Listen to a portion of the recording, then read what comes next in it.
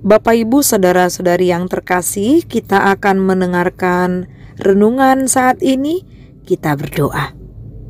Kasih karunia dan damai sejahtera dari Allah Bapa kita dan dari anaknya Tuhan Yesus Kristus menyertai kamu. Amin. Firman Tuhan bagi kita tertulis dalam Yesaya pasal 66 ayat 3. Orang menyembelih lembu jantan, namun membunuh manusia juga. Orang mengorbankan domba, namun mematahkan batang leher anjing. Orang mempersembahkan korban sajian, namun mempersembahkan darah babi. Orang mempersembahkan kemenyan, namun memuja berhala juga. Karena itu, sama seperti mereka lebih menyukai jalan mereka sendiri, dan jiwanya menghendaki dewa kejijikan mereka. Demikian firman Tuhan. Persembahan yang kudus dan tak bercacat sebagai wujud pemujian-Mu. Saudara-saudari yang terkasih, bagaimanakah peribadahan kita kepada Tuhan? Apakah sudah bisa dikatakan sesuai dengan apa yang kita lakukan setiap hari? Karena sesungguhnya itulah ibadah. Ibadah tidak hanya sebatas kita memuji Tuhan melalui nyanyian, atau sebatas doa, atau sebatas perkumpulan di gereja. Namun peribadahan itu ditunjukkan dalam wujud kepribadian kita, perilaku kita setiap hari. Baik melalui hati, pikiran, perbuatan, langkah kita, dan juga setiap ucapan.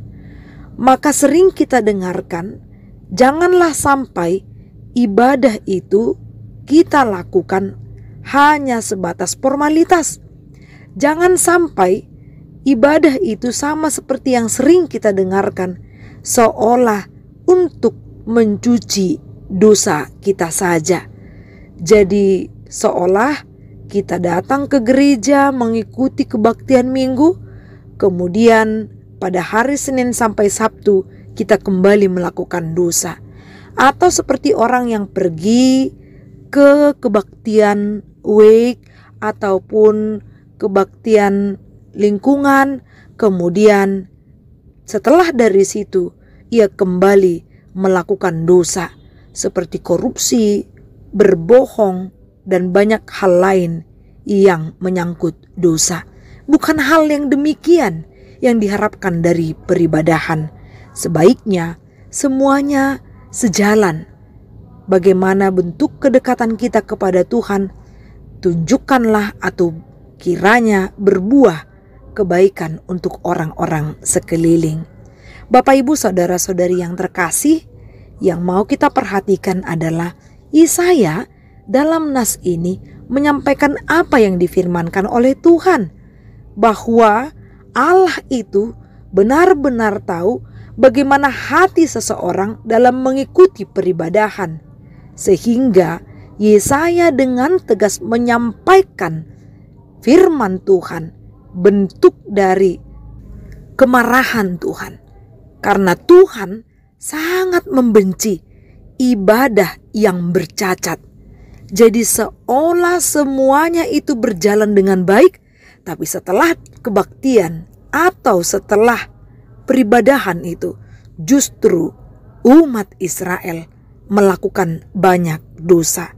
Maka sangat jelas sekali disampaikan dalam nas ini, orang menyembelih lembu jantan, mengorbankan domba, mempersembahkan korban sajian, mempersembahkan kemenyan. Semua itu adalah bentuk persembahan mereka kepada Tuhan yang harum dan mahal. Namun tidak seharum perbuatan mereka. Justru yang mereka lakukan adalah berbalik dari jenis persembahan itu. Bukan dari betapa besarnya yang kita berikan kepada Tuhan sehingga kita dengan bebas melakukan dosa. Tapi yang mau disampaikan adalah apa yang menjadi persembahanmu itu biarlah menjadi persembahan yang kudus dan tak bercacat bagi Tuhan. Jangan nodai persembahanmu dengan melakukan kejahatan seperti umat Israel yang baru saja menerima keselamatan dari Tuhan.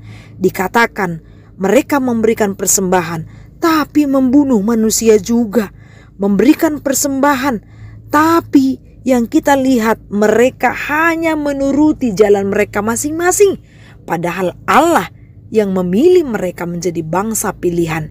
Seharusnya mereka menyadari bahwa mereka adalah kepunyaan Tuhan. Mereka harus tunduk patuh menghormati siapa Tuhan mereka yang membimbing, menggembalakan, dan memberikan apa yang perlu sebagai kebutuhan jasmani dan rohani mereka.